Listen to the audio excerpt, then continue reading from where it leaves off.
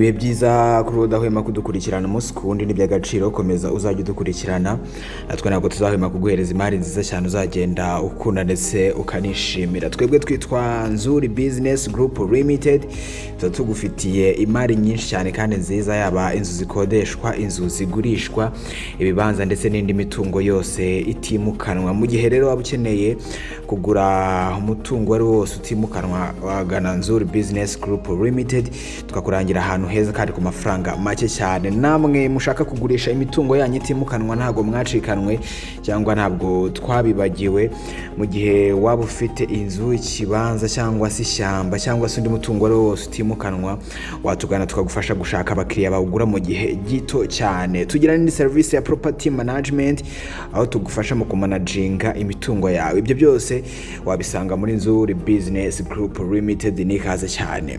Kuri uyu munsi rero tugufitiye inzu nziza cyane ya etage iherereye ku Ruyenzi hazwi nka Bishenyi. Iyo nzu iri hafi neza ya kaburimbo kandi irahendutse cyane.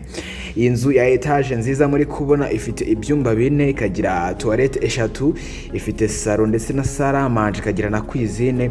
Inzu kandi ifite na stock, ifite kandi jardin ndetse na parking bihagije. Irahendutse cyane kuko igiciro cyayo ni miliyoni 55, ariko zishobora no kuganirwaho. Iyi nzu irabura amasuku make cyane, ariko muri icyo giciro nyine cya miliyoni 55, ariko zishobora no kuganirwaho. Uzajya mu nzu yawe yuzuye, amafaranga uzishyura uzasanga inzu yawe yuzuye neza, ari amasuku make yabura azaba ariho yose, inzu yuzuye neza cyane.